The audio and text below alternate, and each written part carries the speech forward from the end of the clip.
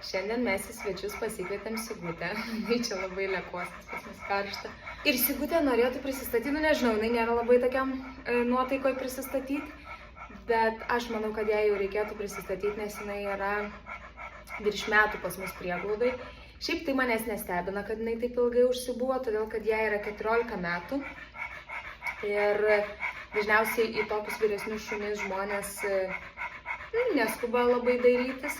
Bet Sigutė yra labai fainas šuniukas, todėl, kadangi žinau, kad yra žmonių, kurie turi tą tokią gerą širdį ir labai nori padaryti ar suteikti kažkokiam šuniui gerą senatvę, tai aš va iš to žmonės dabar ir kreipiuosi.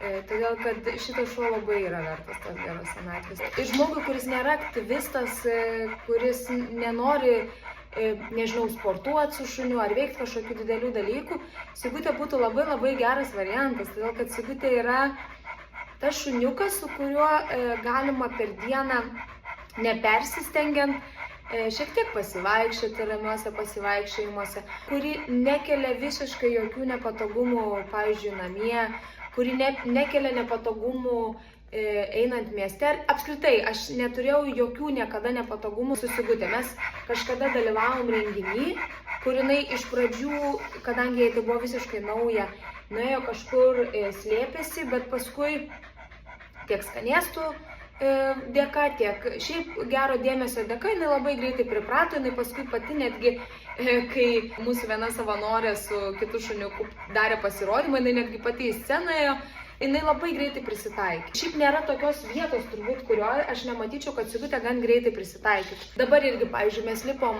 laiptais, šiaip jai galbūt nebūtų labai gerai gyventi namuose, į kuriuos reikėtų lipti laiptais, ar bent jau, jeigu būtų daug laiptų, jinai puikiai lipa, bet jinai jau turi artritą ir tai nebūtų labai geras dalykas jai. Bet šiaip jinai, pavyzdžiui, dabar priėjo prie tų laiptų, kaip ir pradžioj nusigando, nes tai nėra įprastas jai dalykas, bet labai greitai suprato, kas yra tie laiptai, palipo ir jokių nebuvo problemų. Tarkim, ir į automobilį lipimas. Jinai pradžioj kaip ir bijojo, dabar jinai pati šoka. Jai yra sunkiau užšokti, nes jinai, galima sakyti, turi šiokį tokį viršsvorį, nors šiandien dar daktariukas ją pagyrė, sakė, kad jinai labai geros figūros. Jinai tikrai atvažiavo labai stora. Labai stora, jinai yra numetusi apie 20 kg. Jinai yra atvykusi iš ne pačių gražiausių gyvenimo sąlygų, todėl kad savo šeimininkui Sigutė buvo visiškai nereikalinga, jinai plavinėjo gatvėmis savo rajone ir jie rūpinosi praktiškai kaimynai. Jie ją nuvežė sterilizuoti, kad jinai nesusilauktų šuniukų, jai buvo liktai kažkas su koja, jie nuvežė gydyti, žodžiu, visą veterinarinę priežiūrą šuniui suteikė kaimynai, nes šeimininkui visiškai nerūpėjo. Ir tuo pačiu kaimynai ją labai mylėjo maistu. Šiuo atveju tikrai nenoriu sakyti, kad jie kažką blogo padarė, todėl kad jie ir taip labai stengiasi dėl jos, bet čia buvo vienas iš tų dalykų, kur jie sutinka Sigutę ir duoda dideliais kiekiais valgyti, nes nori taip išreikšti jai meilę. Ir jinai atvažiavo pas mus tokia labai išmylėta, kad mums teko truputį imtis dietų ir imtis šiokios tokios mankštos, tai jinai turėjo asmeninius savanorius, kurie ją po truputį vis vedė ilgesnius pasivaikščiojimus. Tai dabar jau jinai tikrai ištveria gan ilgus pasivaikščiojimus, tik tai tiek, kad jai vis reikia sustoti ir truputį pailsėti. Bet tai yra pakankamai toks malonus dalykas, nes, pavyzdžiui, mes nuėjom prie jūros ir vienu metu kopose jinai tiesiog nusprendė prigulti ir tas netgi mus 3 aktyvistus privertė sustoti ir šiek tiek pasėdėti. Šiaip yra vienas dalykas su Sigutė, jinai jau yra 14 metė, jinai jau yra moteris amžiuje, jinai jau turi savo nuomonę ir jinai kartais ją išreiškia. Ir, pavyzdžiui, netgi tokio pat buvimo prie jūros metu, mes ten kimarinam tose kopose, jinai atsistoja pizi ir jinai nueina prie jūros. Nepabėga, jos nėra tikslas kažkaip ten nuo mūsų atsiskirti, pabėgti ir taip toliau. Jinai tiesiog užsimanė nueiti pasivaikščioti prie jūros. Mes ateinam, jinai laiminga, stovi prie to vandens, vizgina uodegą, maždaug, kaip fainai, žiūrėkit, čia visai smagu pabūti. Tai, žodžiu, kartais tokių dalykų būna. Šiandien parke jinai tą patį, mes tiesiog ėjom į vieną pusę, aš tada, kadangi mano šunys vis tempė ir aš pajutau, kad jinai vis gauna tokį timtelėjimą, tai aš nusprendžiau ją paleisti. Ir jinai apsisuka į kitą pusę ir jinai mums sako, aš labiau noriu ten prie tų soliukų. Aš manau, kad aš jį turiu, kodėl jinai norėjo prie suoliukų tenai kartais kažkas sėdi, kažką pakramsnuoja, tai jinai galėjo tenai parankyti.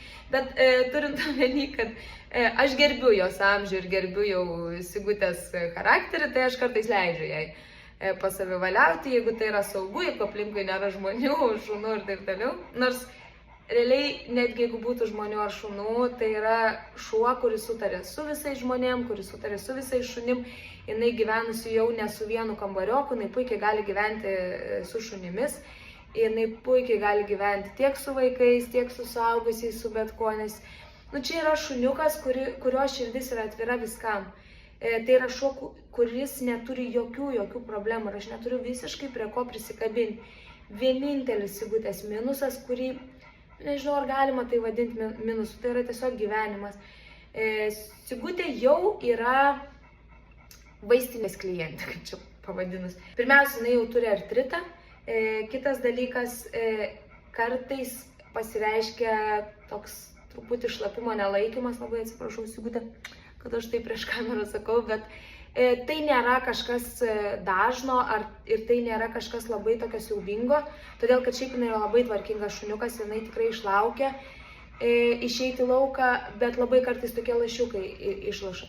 Bet tai iš tikrųjų yra tvarkoma sauskelnių pagalba. Jinai tikrai, manau, kad nenusimautų tų sauskelnių, nes jinai labai pakantus ir labai sukalbamas šuniukas.